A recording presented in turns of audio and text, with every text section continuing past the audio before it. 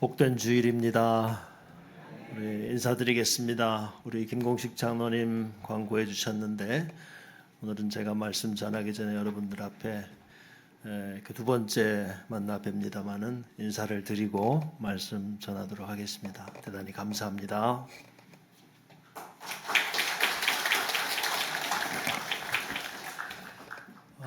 여러분 보시기에 오른쪽에서 찬양으로 그리고 또 왼쪽에서 연주로 우리 양쪽에 우리 박수 한번 더 크게 한번 해주시죠. 대단히 감사합니다. 지휘자, 반주자 여러분들께 감사드리고 찬양 듣는 가운데 마음이 정결해졌습니다. 우리 모두에게 그 은혜가 있는 줄로 믿습니다. 오늘 읽으신 말씀 가지고 다스리시는 하나님 이 주제로 하나님의 말씀 나누고자 합니다. 우리를 하나님께서 다스려 주시는 줄로 믿습니다. 우리 개인과 가정과 일터를 다스려 주심을 믿습니다. 내 건강도 다스려 주심을 믿습니다. 우리 한국 사회를 다스려 주시기를 소망합니다. 우리 강동의 예배자들과 이 교회 전체를 다스려 주실 줄로 믿습니다. 우리 장로님 기도해 주신 대로 어제는 81주년의 광복절이었습니다. 빛을 되찾는, 우리가 주권을 되찾았던 우리 5대 국경일 중에 하나로 우리가 어제를 지났습니다. 우리 한국 사회를 하나님께서 더 크게 복되게 힘있게 다스려 주시기를 소망합니다. 오늘 함께 읽은 말씀은 바벨론의 느부갓네살 왕의 꿈 이야기입니다. 꿈. 간밤에 잘 주무셨는지요? 제일 좋은 것은 꿈 꾼지도 모르고 주무시는 거예요. 숙면이죠. 사실은 꿨는데 기억을 못할 뿐이에요. 근데 좀 피곤하거나 또 고단하시고 여러 가지 마음의 쓰임이 있으실 때는 우리가 세상에서 말하기를 잠자리가 뒤숭숭하다 그런 말 하는데, 우리 모든 예배자들은 간밤에 어떻게 주무셨든 간에 오늘 예배 가운데 하나님께서 새 꿈 주시기를 축원합니다. 꿈은 매우 정적입니다. 왜냐하면 잠을 잘 때 꾸기도 하고 또 기도할 때 우리가 평안한 가운데 있을 때 하나님께서 다양한 방법으로 주시기 때문에 대단히 좀 정적인 면이 있습니다. 그러나 동시에 꿈은 매우 동적입니다. 왜냐하면 사람을 움직이게 하고 우리 삶의 터전을 하나님이 인도하시고 세상도 흔들어 놓기 때문에 그렇습니다. 하나님께서 이 세상에 대하여 하나님의 계획과 꿈이 펼쳐지기를 바라고, 또 여러분들의 개인적인 바람과 소망들이 인생에서, 세상 가운데서, 그리고 교회 안에서 복되고 아름답게 펼쳐지기를 원합니다. 세상의 많은 사람들은 이 꿈 때문에 하나님 앞에서 삶의 방향이 달라지는 사람들이 있어 왔습니다. 제가 여러 사람들을 이렇게 찾아보다가 러셀 프리드먼이라는 사람이 2008년에 쓴 책 중에 그들은 자유를 위해 버스를 타지 않았다 이런 책이 있었어요. 1955년도 미국의 남부입니다. 그 엘레바마주의 몽고메리라는 시가 있는데, 그때 당시만 해도 버스에 백인들이 타면 앞에 앉고 흑인들이 타면 어디 앉았을까요? 어떻게 하신대요? 가보셨나 봐요. 뒤에 앉은 거예요. 그러면 가운데는 어떻게 앉아요? 가운데는 지정한 좌석이 있을까요? 가운데는 흑인이 앉을 수는 있는데 백인이 오면 양보해 줘야 됐답니다. 참 말도 안 되는 일이죠. 그러나 1955년대는 그런 일이 온 세상에 아마 있었던 것으로 여겨집니다. 그런데 한 여인이 55년 12월 1일에 로자 파크스라는 여성이 버스를 탔는데 가운데 자리가 비어서 앉았습니다. 흑인 여성이. 근데 백인 남성이 온 거예요. 그럼 어떻게 해야 돼요? 자리를 양보해 줘야 되는데 이 로자 파크스가 양보를 하지 않았어요. 그 결과 체포된 겁니다. 참 말도 안 되는 일이죠. 이 흑인 사회가 발칵 뒤집어졌어요. 우리의 인권을 이렇게 처참하게 짓밟을 수 있는가? 우리도 이 세상에 살아가는 사람들이고 이 미국 사회에서 우리도 우리의 주권을 갖고 싶다. 그래가지고 381일 동안 그 몽고메리 지역에 버스 타지 않기 운동을 벌인 겁니다. 이게 몽고메리 버스 보이콧이라는 아주 유명한 사건입니다. 근데 이 일을 주도적으로 하던 여러분 알만한 인물이 한 사람이 있었는데 그 사람이 바로 마틴 루터 킹 주니어입니다. 미국의 인권운동가로 유명한 그 목사님이 그 협회 일을 맡아서 주권과 인권과 사회를 보다 더 나은 세상을 만들기 위해서 힘을 썼어요. 그래서 대법원에서 그런 버스의 좌석 문제는 위헌이다 판결이 난 겁니다. 그래서 이제는 버스에 타면 앞에 가든 뒤에 가든 피부색이 뭐든 관계없이 자유롭게 타게 되었다는 것이에요. 이 일을 하는 동안에 마틴 루터 킹 목사님은 많은 위협, 협박, 고단한 일성이 많이 있었어요. 그 일정 가운데 힘든 과정들이 많았다고 합니다.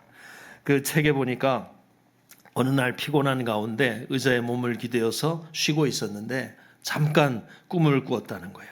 그때 이런 메시지를 그가 품게 되었습니다. 진리를 위해서 일어서라. 하나님이 너와 함께 하시고 세상 끝날까지 너를 떠나지 않을 것이다. 이게 위로가 되고 격려가 되고 힘이 된 거예요. 그래가지고 이 마음을 품고 했던 놀라운 연설이 있어요. I have a dream. 나는 꿈이 있습니다. 그 꿈 얘기가 바로 여기서부터 시작이 되었다는 것입니다. 여러분에게도 하나님께서 복되고 좋은 꿈을 주시기를 축원합니다. 저는 오늘 영상을 하나 준비를 했습니다. 미국의 슈퍼북이라는 애니메이션 성경 프로그램을 만드는 회사인데 한국에도 널리 알려져 있는 프로그램입니다. 우리 동심으로 돌아가서 애니메이션을 한 3분 정도만 좀 보시면 좋겠습니다. 내가 꿈을 꾸었는데 마음이 편하지 않구나. 무슨 뜻인지 알아야겠다. 만수무강하시옵소서. 꿈을 말씀해 주시면 그 뜻을 풀어드리겠습니다. 내 말이 가볍게 들리나? 너희가 내 꿈의 뜻을 해석하지 못하면 너희는 사지가 찢길 것이며 너희 집도 전부 허물어 버릴 줄 알거라. 너희가 꿈의 내용을 말한다면 그 뜻도 풀 수 있는 줄로 알겠다. 세상 누구도 그 요구엔 답할 수 없습니다. 어떤 왕이나 통치자도 마술사나 점성가나 주술사에게 이와 같은 일을 물어본 적이 없습니다. 그럼 너희 모두 사형에 처하겠다.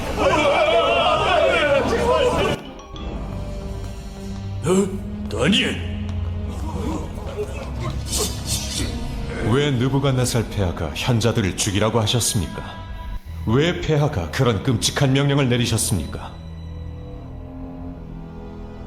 폐하는 꿈의 내용은 말씀하시지 않고 꿈의 뜻을 알길 바라신다. 제가 폐하를 만나겠습니다. 네겐 다른 현자나 점쟁이들보다 더 위대한 능력이 있단 말이냐? 제게는 힘이 없습니다. 하지만 하나님께 구하면 답을 주실 것입니다.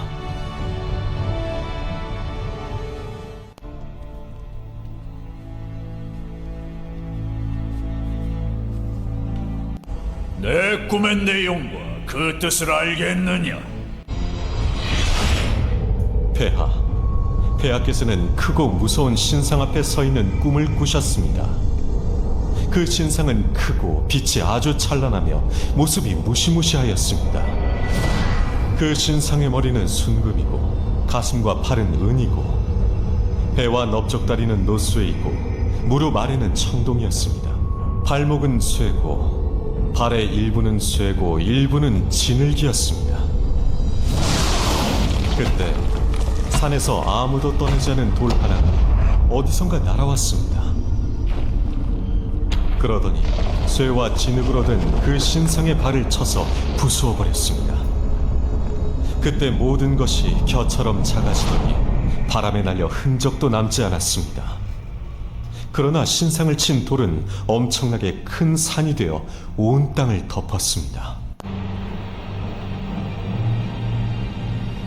그 꿈의 뜻은 무엇이냐? 왕들 가운데 가장 위대한 폐하는 금으로 된 머릿입니다.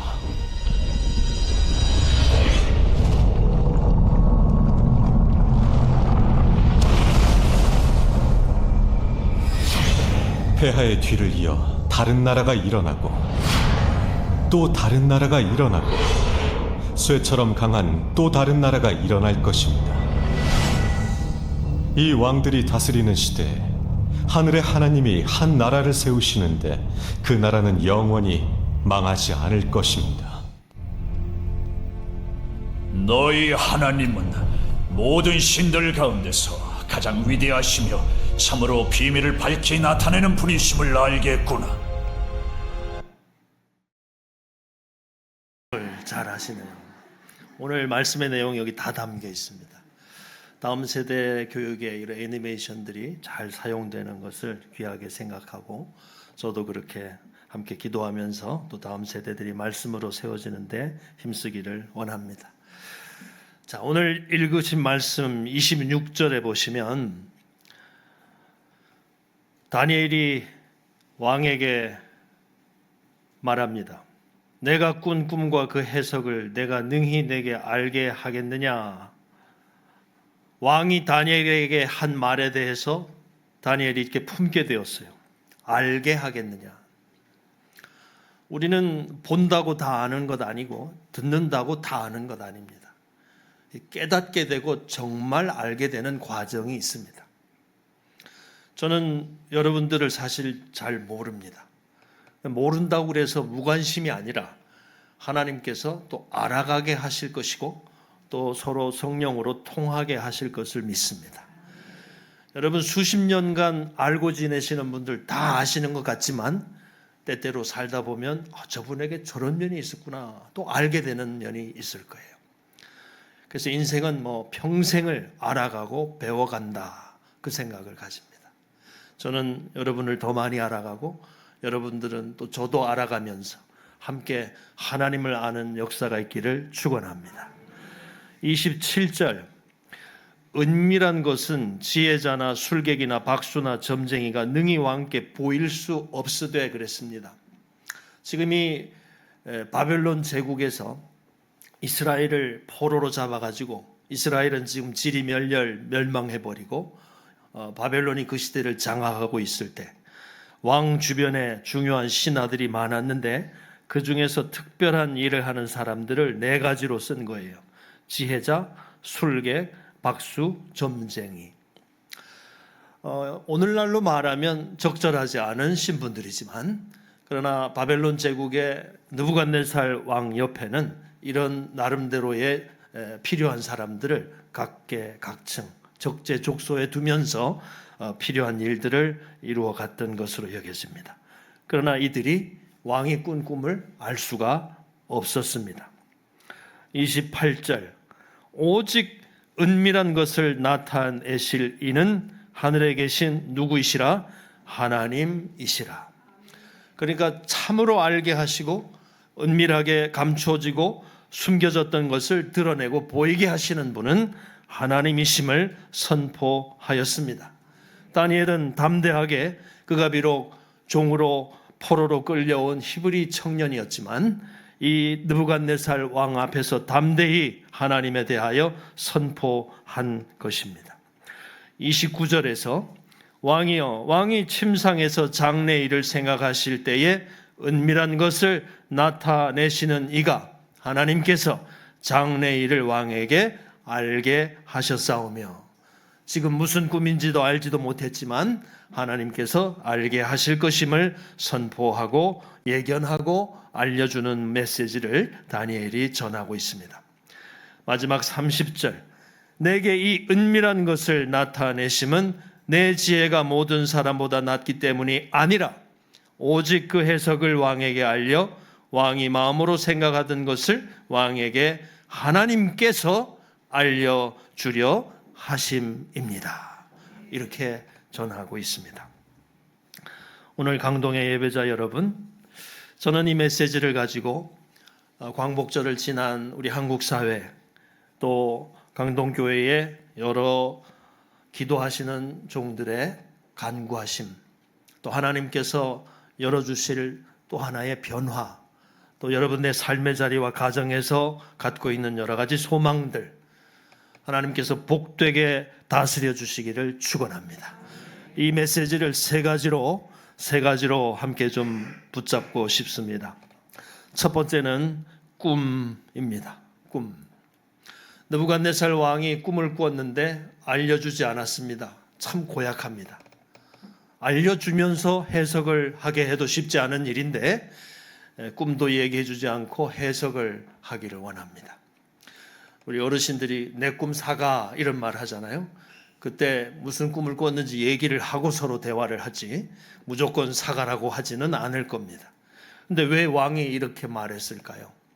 자신의 권력, 자신의 지위, 자신이 갖고 있는 입장이 그 누구보다 이 느부갓네살 왕으로서 세상의 가장 강력한 왕임을 어떤 면에서 무언으로 강조하고 있는 듯합니다.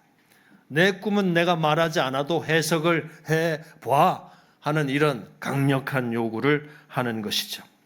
또 하나는 여기 있는 지혜롭다고 하는 사람들을 테스트하기 위함입니다.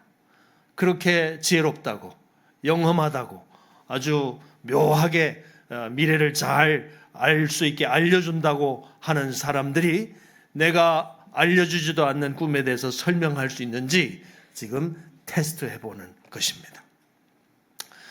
우리도 일상생활하면 10길 물속은 알 수 있어도 한 길 사람 속은 모른다 그런 말을 하는데 하나님께서 우리를 오묘하게 지어 놓으셨습니다. 여러분 휴대전화 갖고 계시잖아요. 그 휴대전화는 그 화면에 보면 그 속이 뭘 갖고 있는지 훤히 보여줍니다. 전화도 할 수 있고 메모도 할 수 있고 서로 문자도 주고받고, 만약에 하나님께서 우리 이마에다가 휴대전화 액정창처럼 딱 화면을 붙여 놓으셨다면 여러분 좋겠습니까? 큰일 나겠습니까? 찬반을 나눠볼까요? 제가 보기에는 큰일 날 겁니다. 우리에게 우리 성품, 인격을 존중하셔서 적당히 감추고 살 수 있도록 해 놓으셨어요. 그런데 하나님이 이마에다가 액정창은 만들어 놓지 않으셔도 우리의 표정, 우리의 손짓, 발짓, 우리의 언어, 우리가 갖고 있는 묘한 분위기를 통해서 우리 속이 조금씩 드러나게 해 놓으셨어요. 하나님은 우리가 철저히 감춰지는 존재가 아니라 세상에서 다 알 수 있는 존재로 지어 놓으셨는데 이 관계 속에서 우리가 서로 격려하고 붙잡고 축복하고 사랑하고 아멘 할 때까지 계속 하려고 그래요. 그렇게 하지 않으면 안 되도록 우리를 성품으로, 은혜로, 사랑으로 일으켜 지어 놓으신 줄로 믿습니다. 여기 지혜롭다고 하는 사람들은 왕의 꿈을 몰라도, 우리도 세상 모든 일을 다 몰라도 하나님이 다스려 주신다는 사실 하나만 알고 있다면 열쇠를 갖고 있고 답을 갖고 있는 인생으로 하나님이 나를 다스려 주시니 잘 될 것을 믿습니다. 이러면서 나가는 은혜가 있기를 소망합니다. 세상은 그러면 그렇게 해서는 성공하지 못해, 우리에게 도전할지 몰라요. 그러나 그런다고 해서 또 성공하는 것도 아니에요. 하나님이 다스린다는 걸 확신하는 사람과 하나님이 다스려 줄지 안 다스려 줄지 가봐야 알겠다는 사람의 삶의 수준은 다릅니다. 오늘 말씀 붙잡고 예배하는 우리 모두는 하나님이 다스려 주심을 선포하고 고백하고 증거하고 믿고 나아가기를 축원합니다. 영상에서도 보셨듯이 느부갓네살이 꾼 꿈은 상징입니다. 머리는 바벨론을 의미해요. 느부갓네살 왕이 최고의 권력자, 그의 머리, 가슴과 팔은 이제 바벨론이 메데 바사에 의해서 무너집니다. 그래서 페르시아 제국이 일어서요. 바로 그 나라를 상징합니다. 배와 넓적 다리는 노수로 되어 있다고 그랬죠. 청동.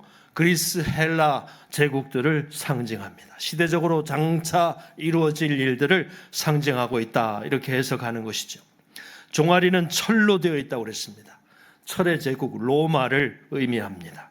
그 아래 발과 발가락은 철과 진흙이 섞여 있다 그랬습니다. 분열된 왕국들, 세상에 일어나는 수많은 나라들을 상징합니다.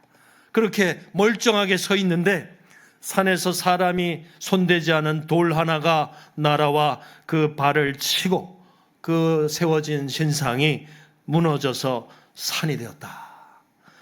이 놀라운 메시지, 이 꿈의 핵심의 의미는 세상의 나라는 다 없어질 것이다 하는 것입니다. 여러분, 굵고 짧게 사시기 원하십니까? 가늘고 길게 살기 원하십니까? 답하지 마세요. 제가 답을 드릴게요. 저는 복되게 살고 싶습니다. 뭐 굵고 짧게 가늘고 길게가 문제가 아니에요. 하나님이 주신 복 붙잡고 살아가야 할 줄 믿습니다. 건강하게 은혜 안에 주와 더불어 동행하시는 강동의 예배자들 되시길 축원합니다. 옆에 계신 분에게 힘 주어서 격려하세요. 복되게 살 줄 믿습니다. 이 꿈은요, 하나님께서 다스리신다는 것을 이방 나라 느부갓네살에게 특별 교육하신 것이에요. 다니엘에게 알려주셔서 다니엘이 깨닫고 느부갓네살에게 말할 수도 있겠죠. 그러나 하나님께서는 그 방법보다 당사자인 느부갓네살에게 꾸게 하시고 알려주지도 않았던 꿈이지만 다니엘이 풀게 하심으로 이 모든 역사가 하나님의 다스림이라는 걸 알게 하시고 철저하게 겸손해야 함을 깨닫게 하시는 것이에요. 저는 느부갓네살이 꿈을 알려주지 않고 해석을 요구한 것에 대해서 묵상하다가 하나님도 우리들에게 인생에 대해서 다 알려주시고 다 설명해 주시지 않는 것을 묵상해 보았어요. 여러분 아시죠? 여러분 시시각각 하나님께서 다 알려주시고 설명해 주시고 풀어주십니까? 여기서 아멘 하시는 분은 할렐루야. 정말 부럽습니다. 그런데 때때로 답이 안 나옵니다. 때때로 답답합니다. 길이 보이지 않을 때가 많아요. 하나님은 우리 인생에 대해서 알려주지 않으시는 것 같아요. 그러나 인생의 여정을 돌아보실 때 우리 어르신들로부터 우리 젊은이들에 이르기까지 한번 돌아보세요. 하나님이 과연 아무것도 안 알려주셨던지, 하나님은 시시각각 우리에게 보여주셨는데 내가 눈 가리고 귀 막고 지낸 적은 없는지 살펴볼 일입니다. 기도하실 때가 있었을 거예요. 더 간절하게 예배하게 하셨을 때가 있을 거예요. 더 말씀을 사모하며 붙잡을 때가 있었을 거예요. 전부 하나님의 메시지예요. 하나님은 안 알려주시는 분이 아니에요. 하나님의 절대적인 존재, 세상이 아무리 복잡하고 억울한 일이 있어도 하나님은 엄연히 다스리시고 계십니다. 오늘 이 사실을 붙잡는 우리 한국 사회, 저와 여러분 예배자들 되시기를 축원합니다. 장거리를 가면서 기차를 탄 적이 있어요. 제 옆에 젊은 부부가 있고 딸이 하나 있었습니다. 근데 딸이 이제 말을 막 많이 배워서 엄마 아빠하고 질문하고 대답하고 이러고 있었어요. 그런데 아빠가 장난기가 발동된 거예요.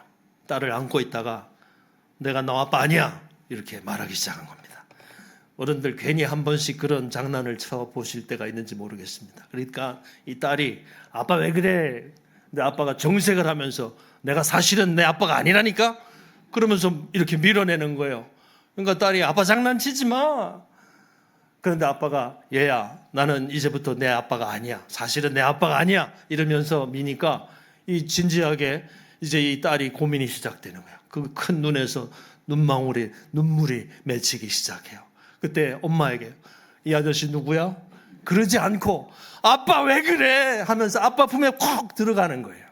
그거예요. 바로 그게 예배자들이고 기도자들이고 하나님의 자녀들인 거죠. 하나님이 때때로 다 안 보여주고 다 안 알려주고 다 깨닫지 못하도록 하시는 때가 있어 보여도 하나님 내 아버지 아닌가 봐. 하나님 나를 사랑하지 않는가 봐. 그게 아니라 그때 어떻게 한다고요? 아버지 하면서 들어가는 거예요. 그때 그 아빠가 아니라니까 하지 않고 그래 하고 품어주는 거예요. 저는 그 장면을 보다가, 제가 딸이 없거든요, 얼마나 그 딸이, 그 아빠가 보기가 좋은지, 그 가족이 얼마나 사랑스러운지. 여러분, 예배하고 삶의 자리에서 아버지 하고 들어가는 자리가 있기를 축복합니다. 하나님의 자녀 되는 자리는 하나님이 세상에서 많은 도전들이 자녀 아니라고, 하나님이 너와 관계없다고 말할 때 아니라고, 하나님은 나를 다스리신다고, 하나님은 내 아버지시라고, 하나님은 내 창조주시라고, 때때로 의심이 가도 덮어놓고 하면 안 되겠지만 이건 해도 돼요. 하나님을 강력하게 붙잡으시는, 하나님의 다스림 앞에 서시는 우리 모두가 되기를 축복합니다. 그래서 이 꿈은요, 우리로 하여금 용기를, 하나님이 함께 하신다는 다양한, 눈을 감아도 보이고 떠도 보이고 성경을 펴도 보이고 덮어도 보이고 깨닫게 해주시는 이런 꿈들로 소망 충만하시길 축원합니다. 두 번째는 존재입니다. 존재. 성경에는 참 많은 사람 이름이 나오고 그 이름마다 의미가 귀합니다. 다니엘이 이름이 바뀌어졌죠. 벨드사살이라고. 느부갓네살 왕이 어이 히브리 종 다니엘 부르지 않았어요. 벨드사살이라고 불러줬어요. 그가 가르치고 그를 이렇게 바벨론 제국에서 앞으로 중용하고자 하는 마음이 있었던 것이 분명하죠. 다니엘뿐만 아닙니다. 하나냐, 미사엘, 아사랴 이들이 모두 이름이 바뀌었어요. 사드락, 메삭, 아벳느고. 근데 여기에 전부 우상의 이름을 넣어놨어요. 그래서 이 이름들을 갖고서 너희들은 이제 여호와 하나님을 신앙하지 말고 이 바벨론 제국의 달신 또 이 우상들을 이제 너희들의 하나님으로 생각하거라 하는 강제가 이 이름 속에 있는 거예요. 근데 이름이 바뀐다고 사람이 존재가 바뀝니까? 그렇지 않아요. 다니엘이 아무리 벨드사살 그 우상의 이름을 그 안에 넣어놔도 그는 지금 중심에 하나님의 다스림으로 가득한 거예요. 제가 예전에 미국에서 사역을 할 때 어떤 한 남성이 열심히 사업도 하시고 또 신앙생활도 잘 해보시려고 하는데 제가 이름이 나올 뻔했어요.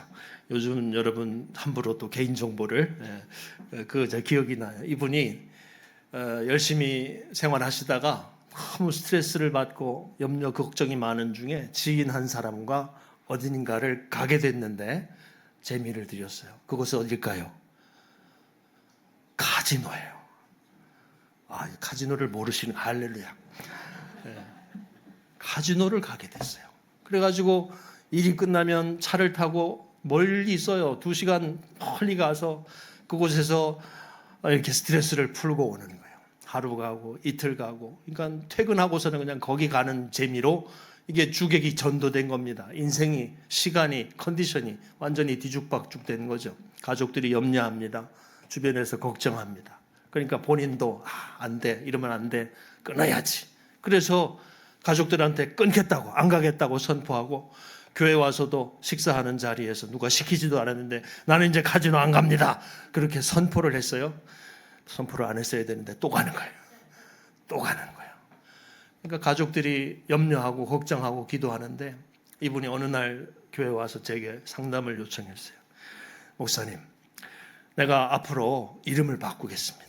내 이름을 여호수아라고 할 테니까 하나님이 담대하게 이름을 역사해 주셔서 이제 내가 사업하고 가족들 돌보고 교회 신앙생활하는데 집중할 테니까 도와주세요.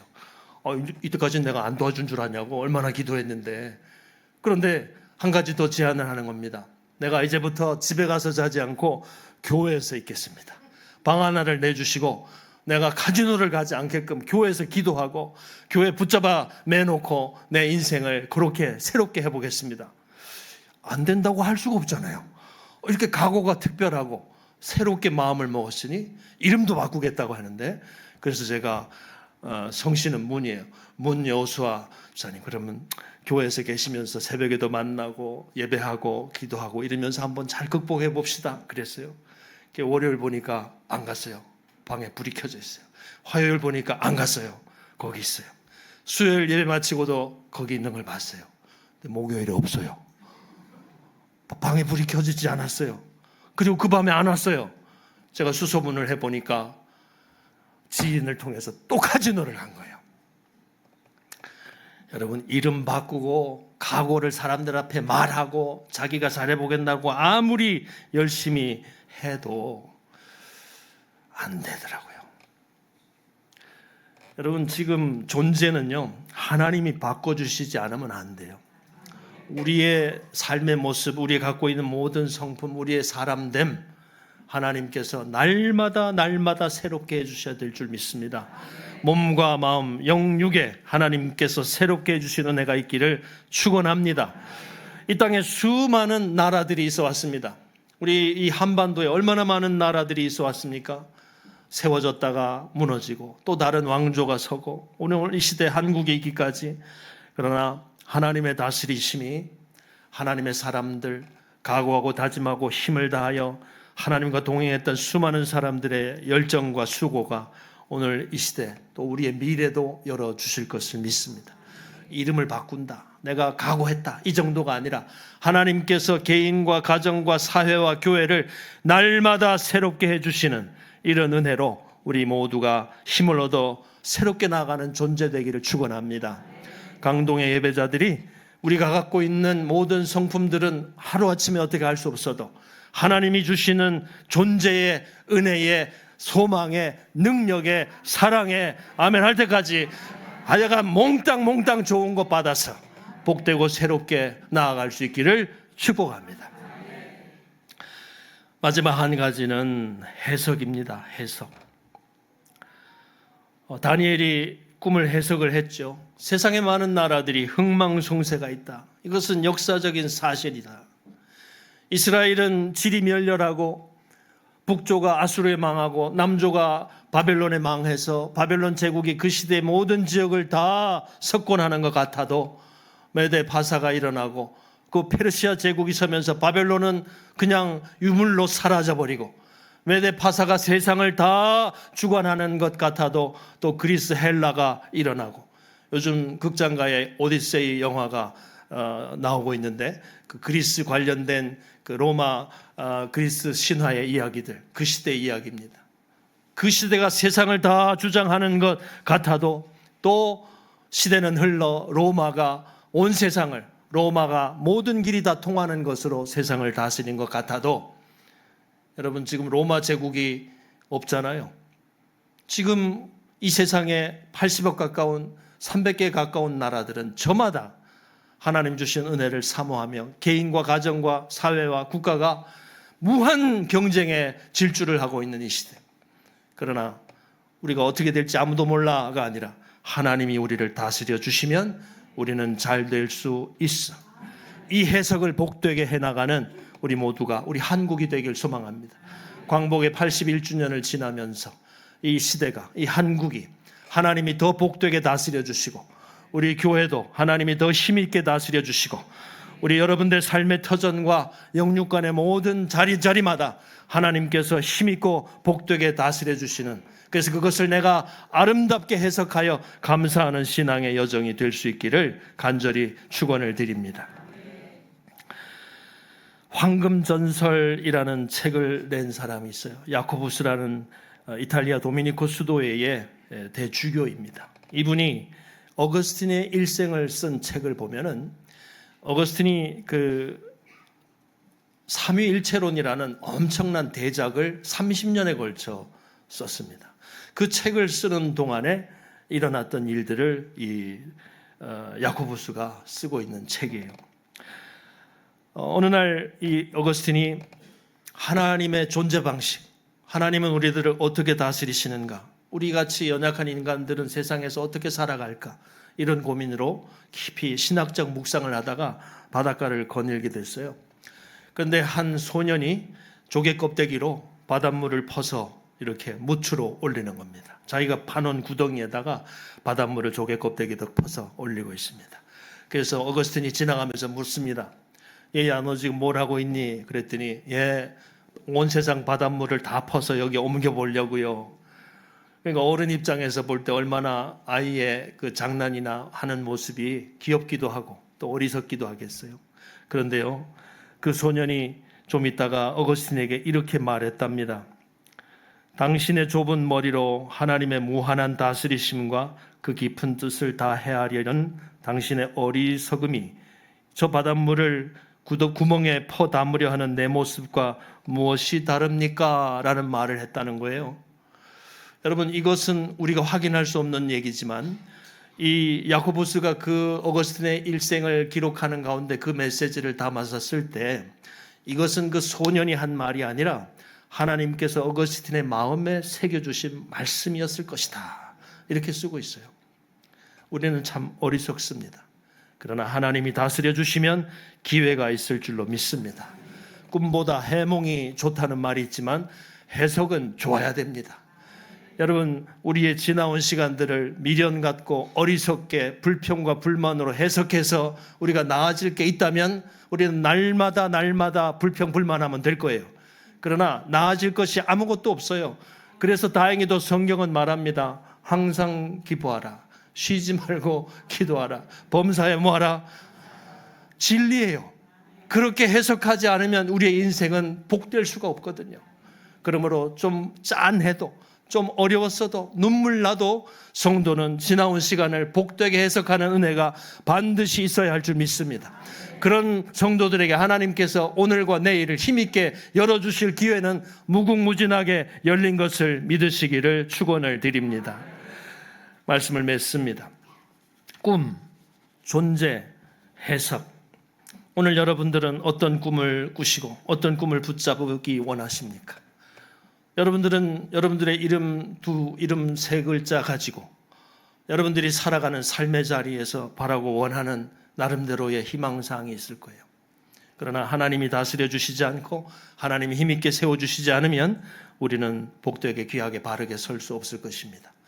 비록 때때로 좀 건강하지 못하고 때때로 연약하고 때때로 무너지고 때때로 걱정과 염려가 나를 다 짓누르는 때 같아 보여도 하나님이 나를 다스려 주십니다. 소망의 불을 켜시고 은혜의 기회를 여시고 말씀의 역사 앞에 서는 저와 여러분 되시기를 축원합니다. 세상은 계속해서 달라집니다. 그러나 하나님은 변함없이 오늘도 우리를 다스려 주십니다. 그 하나님의 다스림이 오늘 나에게, 오늘 여러분에게, 여러분의 삶의 자리에, 교회에, 우리 한국 사회에 충만하기를 축원합니다.